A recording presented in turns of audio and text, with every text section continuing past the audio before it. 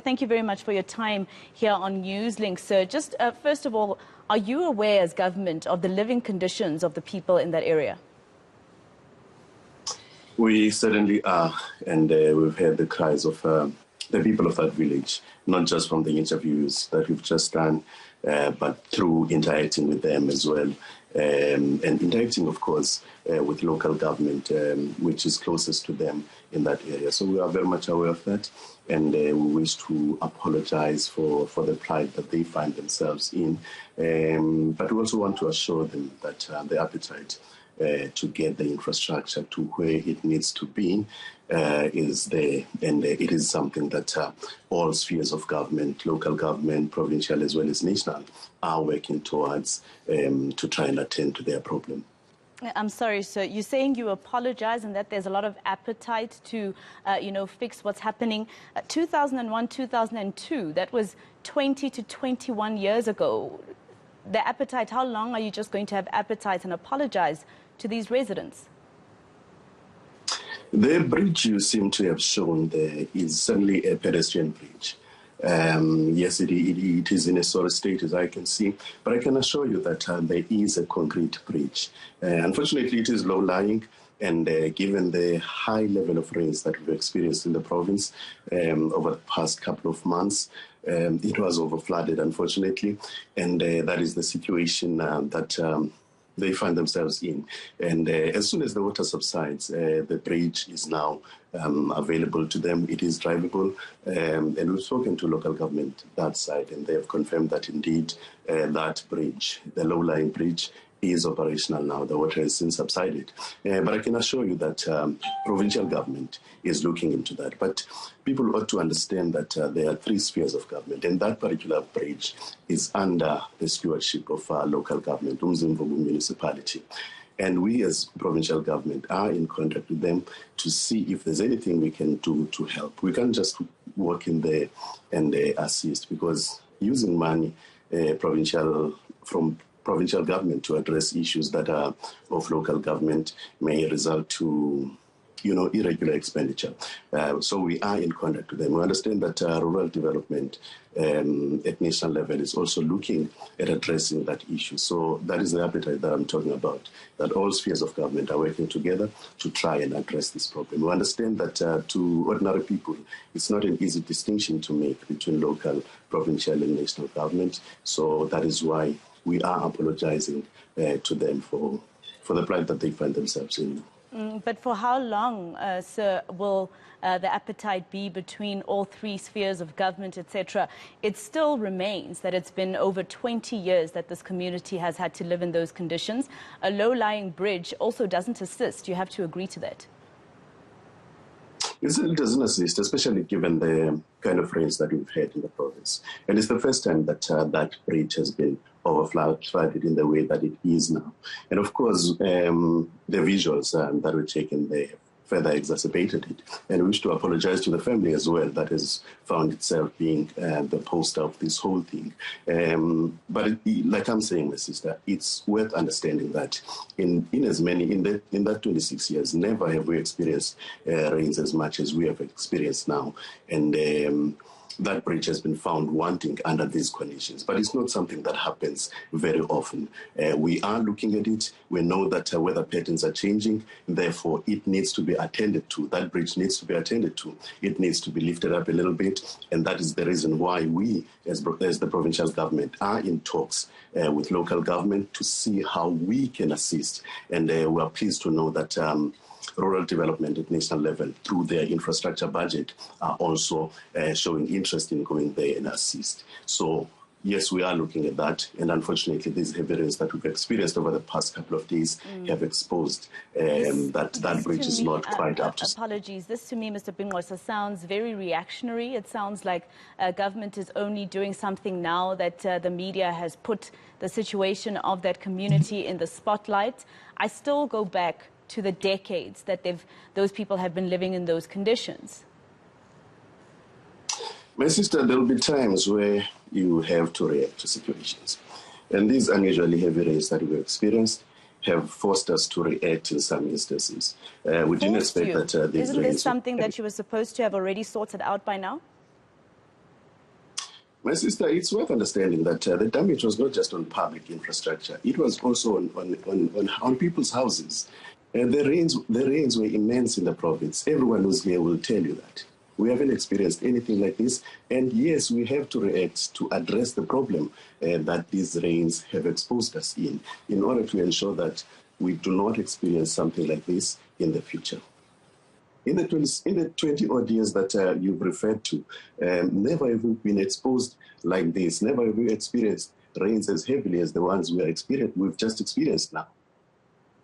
Okay, I get that the rain is causing you to probably change plans to the concrete bridge that you've built. But what I'm saying, Mr. Binqose, is that this was not supposed to happen in the first place. Maybe government should have thought about the type of bridge, the type of concrete bridge that they were building over a river that we all know could possibly flood. Without a doubt, my sister, and over the years, that bridge has handled itself. And it's not washed out, it's still there, but it also needs to be improved. So we are looking at that. Like I'm saying, Deputy Minister Chapa is visiting that area as well. And the MEC is also going to make time to visit that area.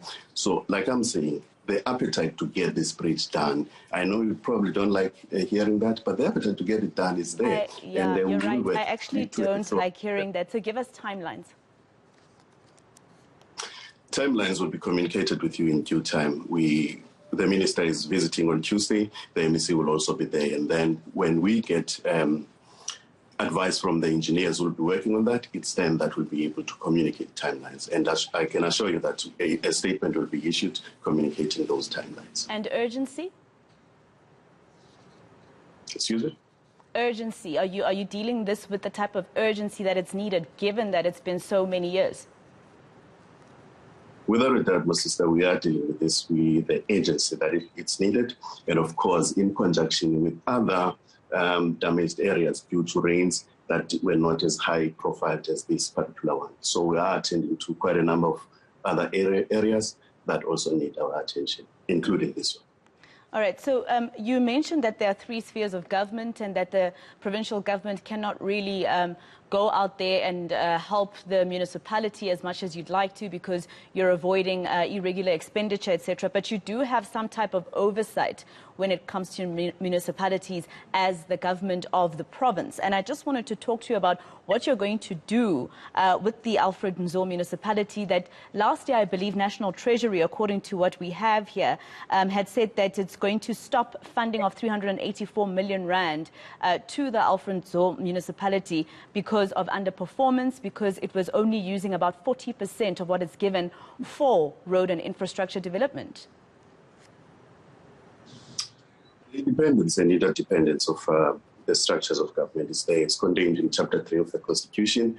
That is what is guiding us in this particular instance. In terms of the budgets and stuff like that, unfortunately, I, as the spokesperson for the Department of Transport, cannot comment on that. Maybe Treasury will be better suited to attend to that one. Well, we were supposed to speak to Xolisa Jaguja, the district manager, but he cancelled on us at the last minute and offered that we speak to you. Now, in terms of the fact that this community also, I know that this is not really your turf, but now that you're saying there's appetite and you're communicating with other departments and other spheres of government to deal with the situation, this is a community that doesn't even have adequate roads within the community. Let's forget about the bridges for a little bit, but within the community, they don't have the services. Within the community, they don't even have a clinic. They have to go over to another side to get those services. But, you know, they say that every year the ANC remembers them and government remembers them to ask them to vote for them. Is this fair? Look, my sister, I don't know of any government that will go out to convince people to vote for it. It's political parties that will go out campaigning, and the ruling maybe party yes, you are that is there. The reason why some people, like for instance the minister and for instance the MEC, have the jobs that they have is because of the campaigning by the ANC. Well, yeah, that is fair. That is fair. But we need to make a distinction between political parties and government. And I'm here as a spokesperson for provincial government, the Department of Transport in particular. Do you think that, your principle, your political principle deserves the votes of the people in this area? Look, I don't want to be engaged in a debate about politics, my sister. I'm sorry. All right, Mr. Binqose, just I don't know if you would be able to tell us exactly when you'd be able to tell us when you can speak to us about these timelines. I mean, these communities even say that they don't believe in government. All right, let me leave the political talk, but they're saying that they don't even believe in government itself. First, that is disturbing, but given the situation that they are in, it's understandable why they will talk the way they are talking. It is incumbent upon us to go and change their perception about government, and that is exactly what we intend to do. As to when you can speak to me, my lines are always open. Every time you've needed to speak to me, I'm always available to you, and that will continue. All right. You also mentioned that the Deputy Minister of Roads and Transport, for instance, will be going to the area to visit the people in that area. When is this going to take place? That's the information we're getting from our colleagues at local government, that the minister, rather, the Deputy Minister for Rural Development, uMzimvubu, will be visiting that area. It's expected that a visit will be on Tuesday. Do you think is there any talk so far about somebody at municipal level taking accountability for this? I'm sorry, I didn't get that. Are you getting any communication, for instance, since you're saying there's appetite across all three spheres of government, across all departments, etc.? Is there anybody at municipal level that is going to be taking accountability for the atrocities that are happening in that village? Well, if there's evidence to that regard, I'm sure government won't be hesitant to act. But we also know that the plight that is being highlighted there is largely down to the act of nature. It is down to, the weather that I've kept on going back to. But of course, we won't discard anything. We'll look at everything. And if there's any consequence management that needs to be done, I trust that the government will be brave enough to take that step. All right. Well, Unathi Binqose says he is available for us to speak to him at any time, and we'll be checking with him in a few days' time exactly what the timelines might be for this community to be given the services that they vote for. Thank you very much for your time here on ENCA. That was the Eastern Cape Transport Department spokesperson, Unathi Binqose.